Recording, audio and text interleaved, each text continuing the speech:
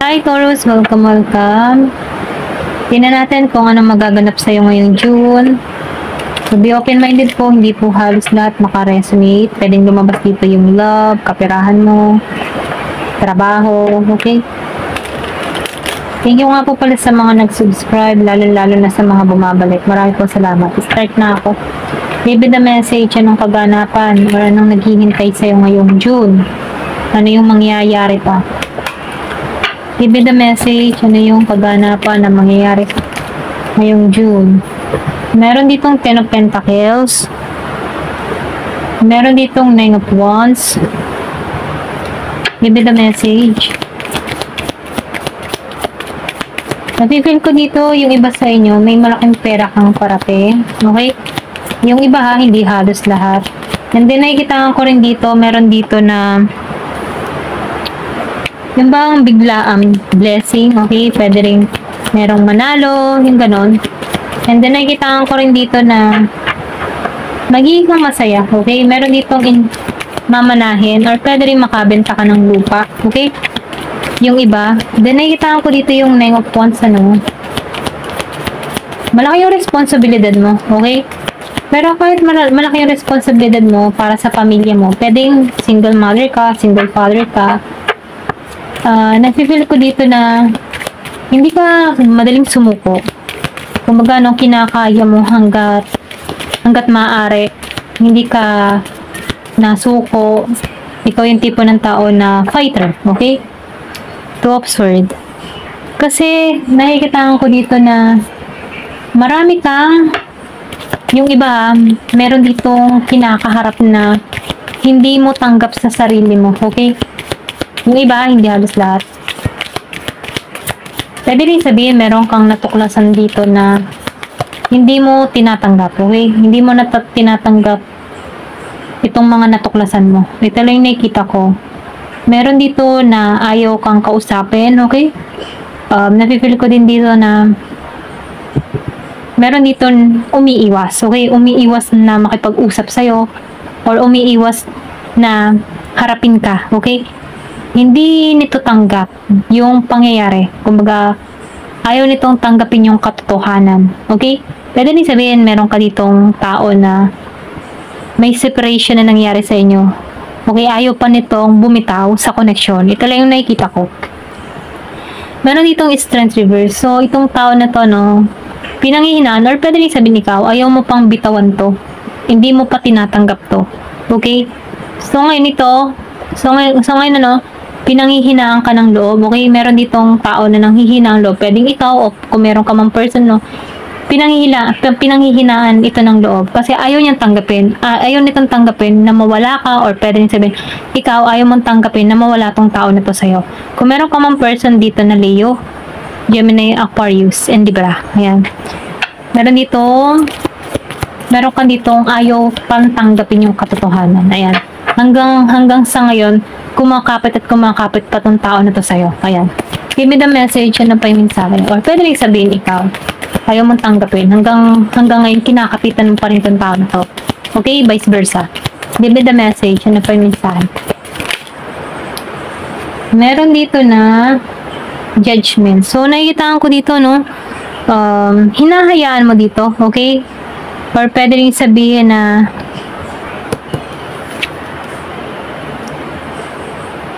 nakaka-moving on ka na sa sitwasyon, okay?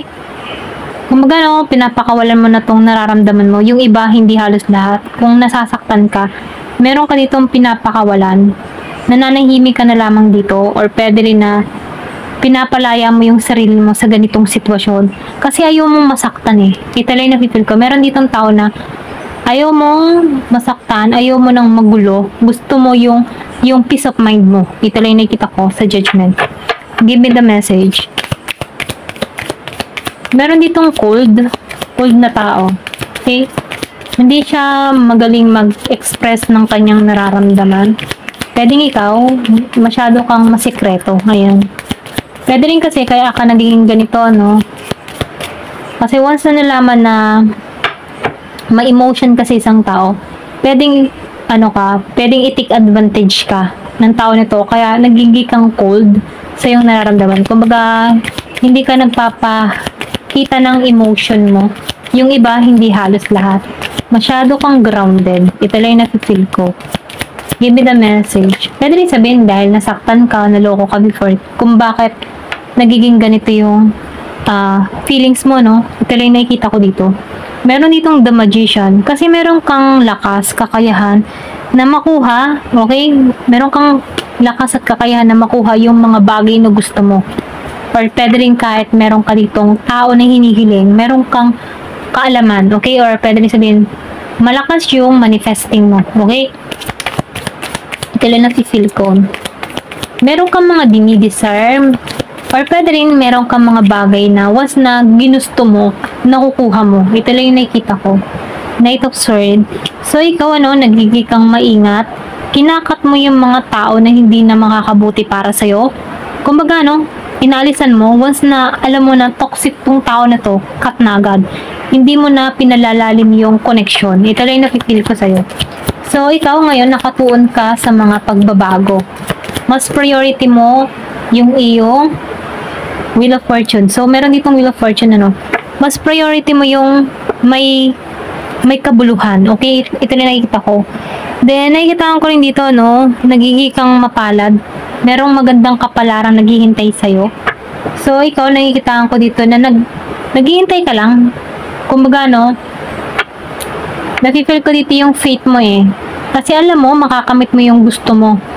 Kasi nakikita ko dito na meron kang kakayahan na makuha yung gusto mo talaga. Dahil, swerte ka dito, sa Wheel of Fortune.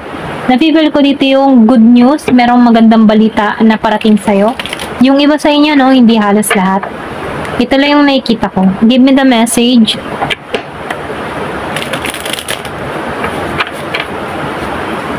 Give me the message. Ano pa yung mensahe? Meron ka ditong reflection. So, nakikita ko dito, yung iba sa inyo, meron kang kinakaharap na pain or sabihin natin nakaraan na trauma. Yung iba, hindi halos lahat. Nakaramdam ka ng rejection in the past na kung saan hanggang ngayon nagre-reflect pa rin to sa'yo kung bakit nagiging kang maingat sa pagpili ng tao sa buhay mo. Okay?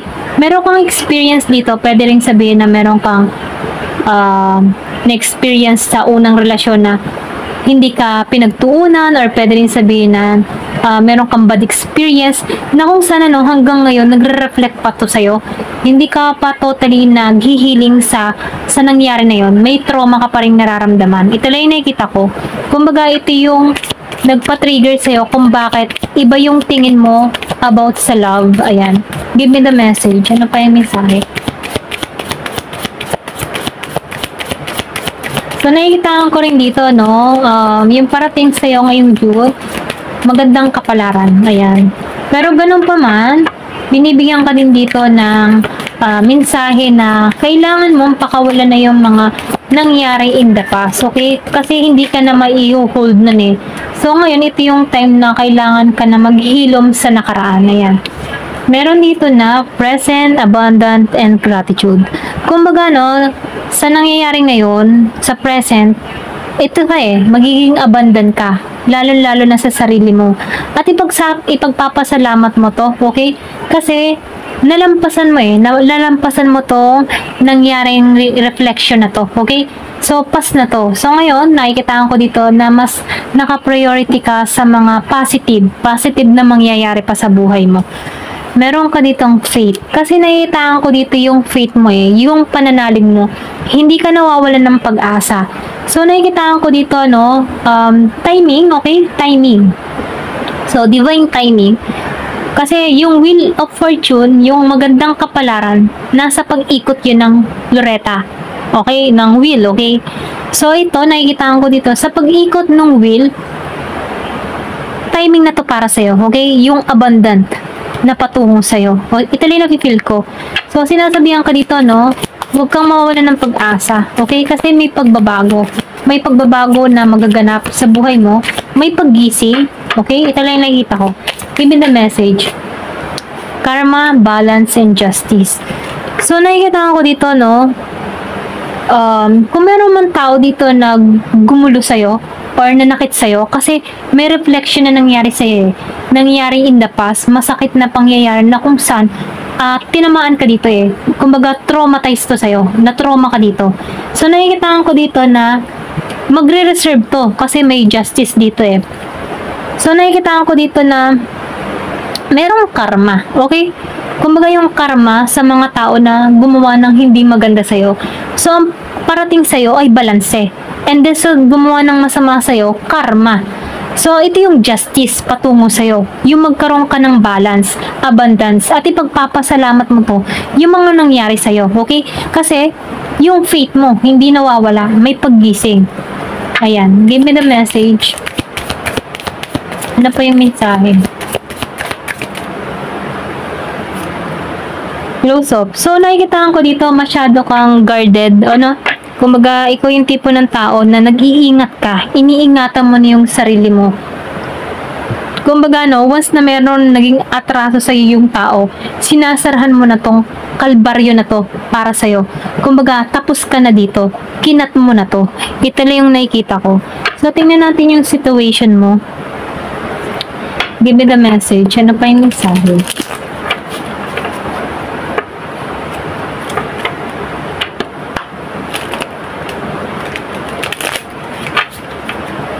Give me the message.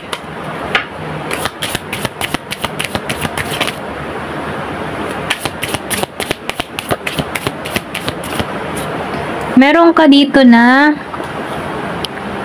pregnancy. So, yun nakikita ko dito, no, yung iba sa inyo, meron ka dito or involved ka, yung bang tipo na trap ka sa isang sitwasyon kasi meron ditong nabuntisan. Ito lang nakikita ko, hindi halos lahat. Meron ditong nabuntisan na kung saan ano, mahirap, kumbaga feeling trap. Ito lang nakikita ko, hindi halos lahat ha. Or pwede rin sabihin na meron dito magbubuntis, okay? Ito lang nakikita ko, meron ding pera. Yung iba sa inyo may perang parating. Ayan. Give me the message.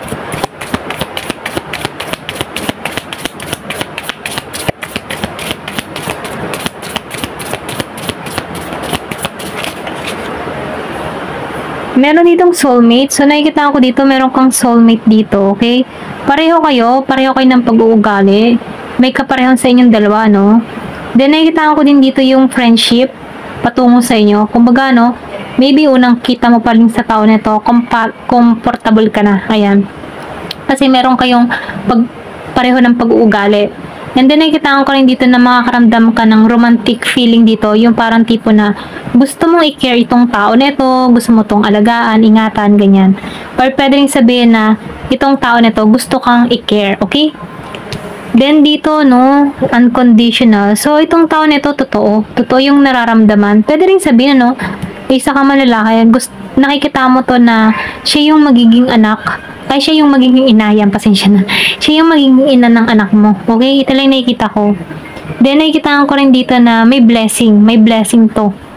Itong relasyon na to, itong soulmate na patungo sa'yo. Kung single ka man, ano, kumbaga, ano, nakikita ko dito na totoo to. Totoo yung love neto sa'yo. Genuine, yan. Give me the message. Ano pa yung mensahe? Or pwede rin sabihin na kung may karelasyon ka, no, itong tao nito ay totoo sa'yo. Meron dito na crush. So, meron din dito na nalulungkot, okay? Feeling alone. Yung iba sa inyo, no? Kung malayo ka, yan. Meron ditong nalulungkot para sa'yo, or may nakakamiss sa'yo, or kung ikaw man ay bagong hiwalay, ano, itong tao nito nalulungkot, o pwede rin ikaw yung nalulungkot dito. Meron dito na Divine Feminine. So, nakikita ko dito, yung iba kakonect sa Divine Feminine, okay? Meron ka dito kakonect. Pwedeng soulmate mo to, itong Divine Feminine na to.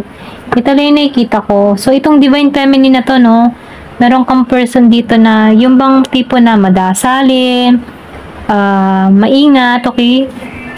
Mapagmahal, mabuti, mabait, okay? Or pwede rin sabihin, ganun mo siya tingnan. Kung meron ka man dito ng tao, no, na feeling mo itong tao na ito, siya yung soulmate mo, okay? Kasi may pagka-similarity kayong dalawa dito. Pwede nagkaroon kayo ng separation ng tao nito, kaya nalulungkot ka dito. Okay? Ito lang yung nakikita ko. Give me the message. Nakikita ko din dito, no, pareho kayo ng ano, kumbaga may string, nakakonect sa puso nyo. Okay? Give me the message. So, meron ditong name. Yung iba, hindi ka pa kilala. Kumbaga, nagpa-trigger to sa tao na to. Pwede rin sabihin na meron kang iniisip dito na tao na hindi mo pa to kilala. Okay? Kumbaga, naiintriga ka sa tao na to kung sino to. Ganyan. So, inaalam mo din kung saan to nakatira. Okay? Meron kang pinag-iisipan tao dito. Sino kaya tong tao nito? Ano kayang pangalan niya? Paano ko kaya siya mahanap? Meron kang ganun tao na gustong malaman kung sino to. Okay? Or meron kang naiinteresan na tao, pero hindi mo alam kung sino to. Yung bang tipo na nakita mo lang sa daan, kaya lang hindi mo nakuha yung pangalan niya, ganun. Or meron kang nakakrush na tao na pwedeng dayo, ganyan. Inaalam mo yung pangalan niya, wala kang idea kung sino to, okay? Kung magkikita pa ba kayo, mga ganun. Ayan. Yung iba sa inyo, hindi halos lahat sa part na to legal. So, yung iba naman sa inyo, no, merong inaasikaso sa government, okay? Yung man tipong paper, yan, court, paperwork, and field. Pwede rin sabihin na meron kang inaayos ng papeles mo or meron kang legal. So, napipil ko dito, no, kung meron kang asawa, okay? Meron kayong inaayos dito na paperworks. Need ng korte. Ito lang nakita ko. Para matapos na. Okay? Or pwede rin, yung iba magpapakasal sa government. Yung ganun. Ito lang napifeel ko. Need ng court. Yan. Merong ito lang nakikita ko. Or yung iba naman, napifeel ko dito na meron kang inaasikaso na paperwork. Need ng korte, okay? Ganyan. Give me more information. Ano pa yung sabi?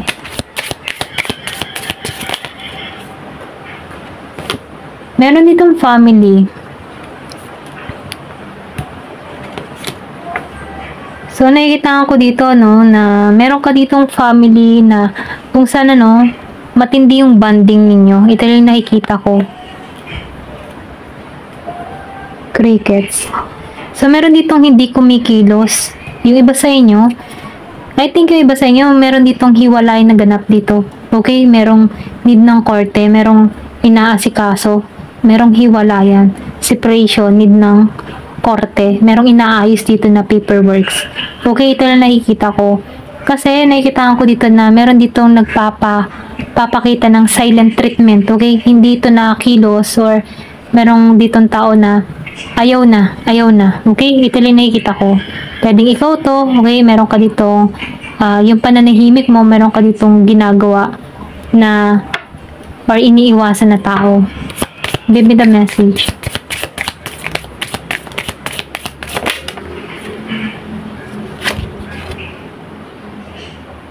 Oh, di ba? Confirmation, meron divorce. So, feeling ko dito kanina, meron ditong divorce na nangyayari sa korte. Ayan. Final, meron dito nag-divorce. Need ng legal and court. So, nakikita ko dito, pwedeng involved sa meron kayong mga properties, okay? Properties ng tao neto na kung saan, meron ditong pinag-uusapan kung saan mapupunta yung pwedeng meron kayong mga property, pinag-uusapan nyo na dito sa korte. Okay, kung kanino, ganyan. Ito lang nakikita ko. So, nakikita ko rin dito na family. Pwede rin na meron ditong inaayos legal about sa anak. Okay, kung saan mapupunta yung anak dito. Ito lang nakikita ko. And then, meron din dito na nanahimik na lang. Hindi siya kumilos, okay? So, itong tao nito, nakakaramdam to ng kalungkutan. Feeling alone. Or meron ka ditong nasaksihan. O sino man yung dito yung nakasaksi. Ito lang nakikita ko. Meron ka nasaksihan. Meron kang inalisan ng bigat-bigat. Yan. Ito lang nakikita ko dito. Pero ganun pa man, meron ditong divine timing dito sa iba. Divine feminine, Ayan. Meron kang inaayos dito. Yan. Divorce final. Yan, meron kang nilalakad. Yung iba sa inyo may nilalakad sa korte. Ayan, ito lang yung nakikita ko. Thank you for watching and love and peace.